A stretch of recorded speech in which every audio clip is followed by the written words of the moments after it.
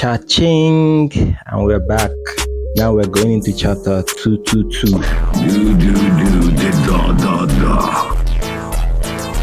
Yeah, so Withrow in the last chapter did his magic. Ice crystal crystallized around all the superhumans, and now they rush towards the surface.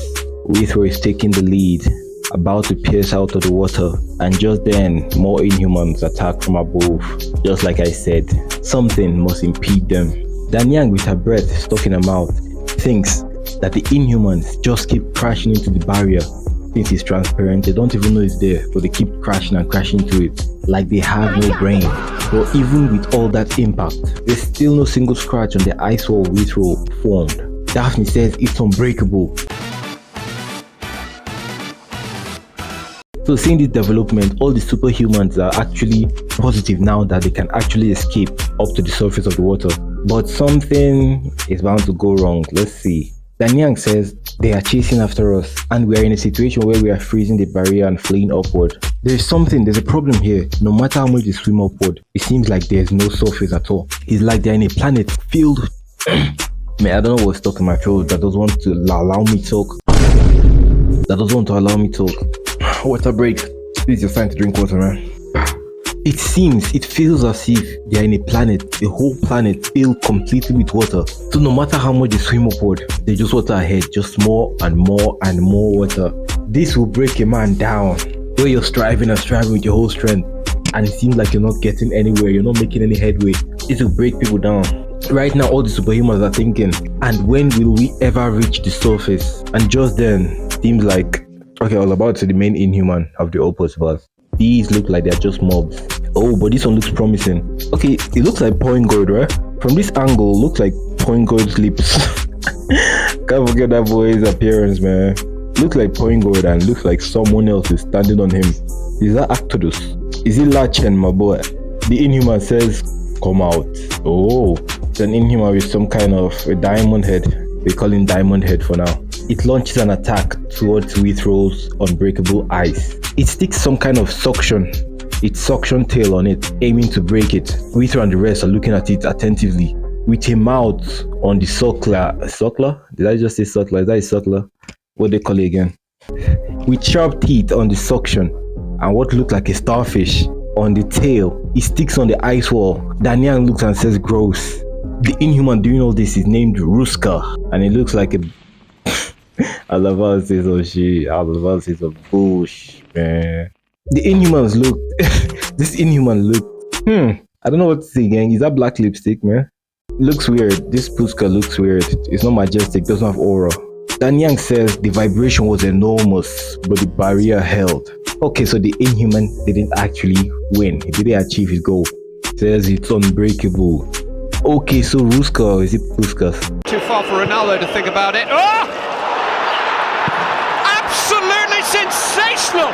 So Ruska isn't actually the main boss. We actually see him now, and he looks tough. He looks like he can cause some carnage here. It's not going to be an easy fight at all.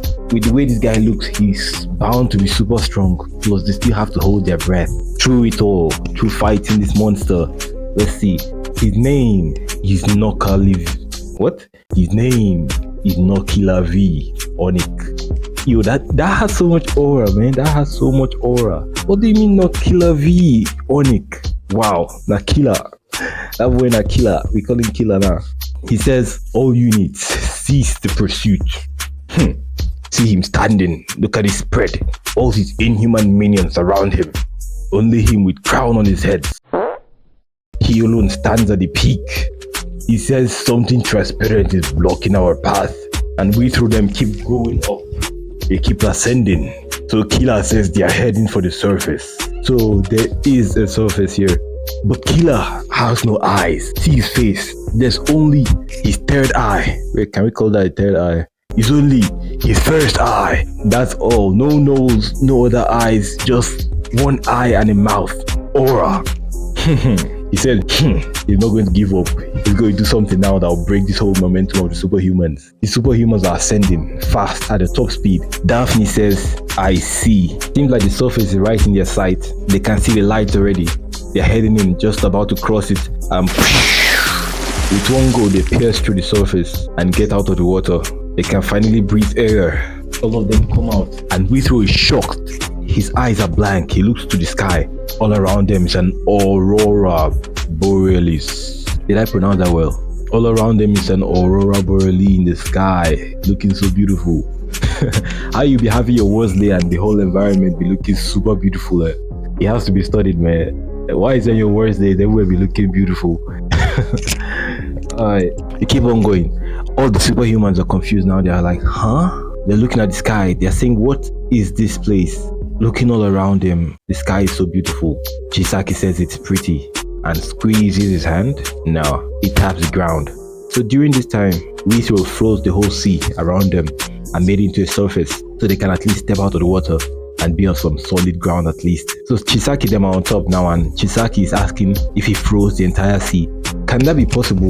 Like, do the superhumans actually run out of like steam or power? There's no way their power can just be going unchecked, right? Like unlimited. They can't be limitless now. Their powers can be limitless. There's no way he has enough power to freeze the entire sea. Withrow's answers, of course, no, that's impossible. Said if he could do that, things would have been a lot easier. Well, he doesn't know how far he has done it, but he's done his best at least to freeze the water. He doesn't know how far that has reached and how much of the water he has frozen, but he has done his best. He says it's not possible for him to freeze the entire sea, even the places where he can't see up to the end. It's not possible. If he can, he'll be a god. By the side, Yang asks if there's any chance the ice will break. And here's something interesting. As long as Withrow focuses and has his attention on the ice, it will not break. But wasn't the situation with Saint Pearl, actually the situation where Withrow died, wasn't his ice broken when he crystallized those liquid from the wine or so on? Wasn't that ice broken, or was it like he was not focused on that or what? Well, that's interesting. We'll see. So he says as long as he maintains his focus, it will not break. But Yang actually says no. Does she know his power more than him? What is this about? What is she feeling like? She says unless the enemy uses extreme external pressure. And Withrow doesn't push back on that so much, but he just says like he's never actually had that happen to him before.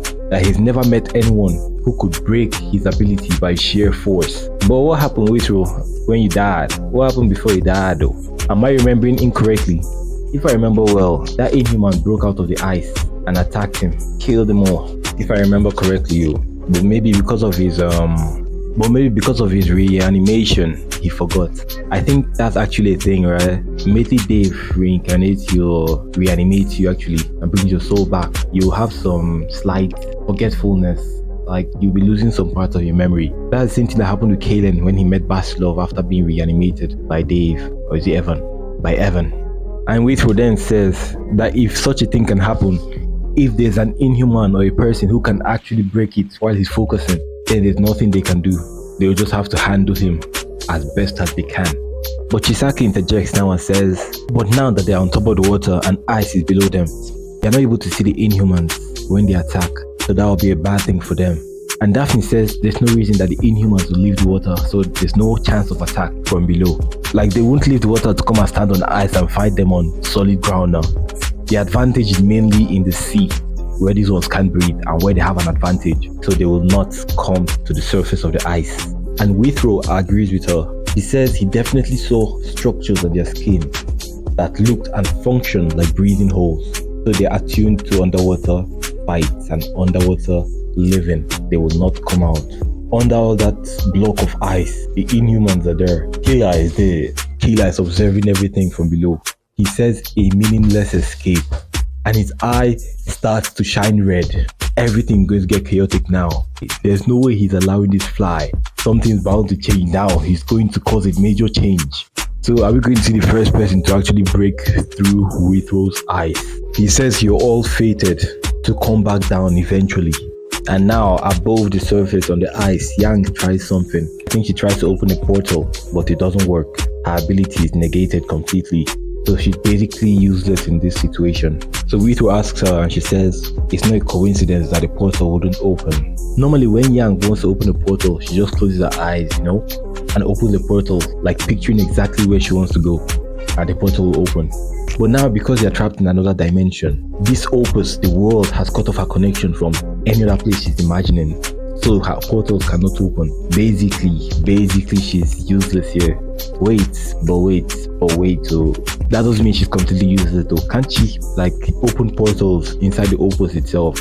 Like, you get me? All the kind of portals, when they're fighting, they'll be opening portals and be moving left and right and everywhere, up, down, center, confuse you and beat you up. She says an opus cut off from Earth. How is it possible? What kind of inhuman could possibly create a virtual world this fast? Just then, Withrow tells her that the portal doesn't matter. They came here to bring the opus down. Like, we didn't come here just to use your portal to escape. We didn't come here to escape. If we wanted that, we wouldn't have come at all, right? They came here to actually destroy the opus. So it's even good her portal can't open. So they know that they must defeat and conquer this opus to be able to leave. If not, they'll always have like a plan B. Let's just escape and come back later. But now they know they must stay here and fight the battle to the death. Either the inhumans or us. No going back, no folding, no retreat, no surrender. That's how we do it. Yo, I love that. So Withrow said they're going to smash the place and get out of there. But Daphne says, but still, it means we eventually have to go back into the water. Exactly, so Killer was right. They just have to come back if they want to defeat this opus and go out. There's no way, they cannot stay up there forever. Chisaki's hands are on his head now. He's stressing. He says, how are we supposed to fight? We can't fight if we can't even breathe. Does someone have a plan? Everyone is standing around. Obviously, no one has a plan. 4 superhumans against however many inhumans are under there, plus 1 commander class inhuman. Killer. Just from his name, gang, just give up and run. Just give up and run. Hey, are you all fighting any guy named Killer? Gang, he pick race, so carry your slippers, pick race, gang. So all of them now are speechless. They are short of words. They have no solid plan. Nothing in their heads. Look at the boys. This chief always for the oh, Chisaki raises his hand. Seems like he's the one that's about to save them. He's the savior of this opus now. He raises his hand and his plan is about he has absolutely no idea. So why did you raise up your hand like say you be guy? If this guy is the apple, they beat your ass. And what is this appearing on his forehead? Has that always been there? Has he always had this triangle, or inverted triangle on his forehead? Seems new, just now I'm noticing it. Okay, so he says he has absolutely no idea, but there's a guy he can ask. And he calls out Rika. Ain't no way. This must be copied from Jujutsu Kaisen, right? Must be from JJK. Or did Superhuman come out before JJK? Who copied who? Because this is too similar.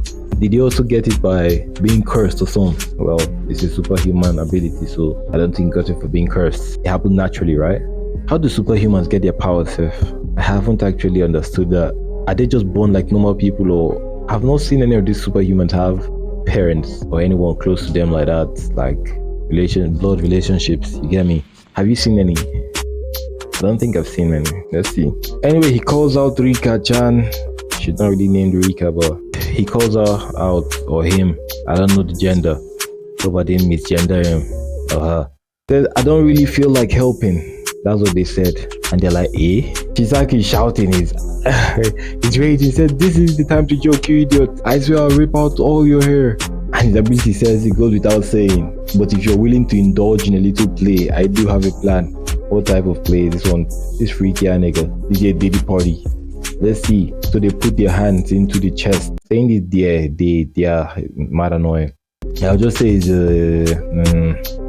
let me just say Rika. The hair looks like a female, so she puts her hand into her chest, or what looks like her chest, and it forms into a portal. She seems to be bringing something out. She says, how long has it been since you actually went out, you finicky bastard? She's smiling evilly, fangs stretching out of her mouth. She said, let's see if you can break through this crisis. And we see a sound effect, Shabondama. Or is that the name of something she's bringing out? Shabondama. Yo, that's kind of crazy. Sounds crazy. And the thing comes out, looking cute. After all the hyping, looking evil and everything, you bring out something this cute, talking about Shabondama. Look like Pikachu, summon a Pokemon, eh? So this Shabondama came out and said, Yang is loving it. Hearts, her eyes are hearts now. She says so kawaii. The thing bounces, shaboing boing bounces, shaboing boing bounces. Then Chisaki's ability says, who the hell blows soap bubbles through a pipe like that? What a total delinquent. You'd better watch your step around it. It's hot-tempered and uncontrollable. I can't even imagine it. Something this cute, hot-tempered and uncontrollable. Doesn't seem, well, it's always like that. Something that cute now turned out to be some kind of cosmic horror, an eldritch horror. Okay, but she still tells them though, but one thing is for sure, they are the key to this whole operation. Sha, see it with the pipe in his mouth. Shabondama seems like something that would be in Dragon Ball. I don't know why. It seems like it should be in Dragon Ball. It just fits it. There's Sha, and one eye is sparkling red. Shabondama. And that's the end of the chapter, man. What do you guys think of Shabondama? Do you think it's going to lead them out? Is it going to be some kind of powerhouse for them, or is he just going to give them a plan? Or is he actually going to lend them strength, or what? What ability do you think Shabondama has? And do you think it relates to this pipe? Is it soft and wet? If it's in JoJo, these bubbles will be doing some magical work. Anyway guys, thanks for watching this video now. If you like it, support, man. I'm doing this series. Seems like I've done 3 chapters and I just checked 3 more chapters have come out, gang. Will this ever end? Man. So I just do a whole compilation of like, I'll just fit like 10 chapters in one video, like a 10-minute, 20-minute video. Fit everything inside so I can catch up and be doing like maybe a new one drops, then I'll just be on it that same week. Anyway, tell me your thoughts in the comments, man. Band crew, let's go. Like, subscribe, comment, and do all of that. Band crew, we out of here. Ciao. Amen. Love from Nigeria. Oh yeah. I see my boys, man.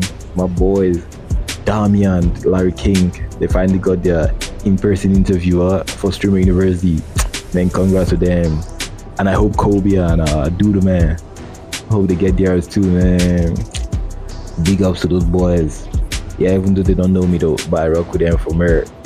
Big love from Nigeria, man. We out. Ciao.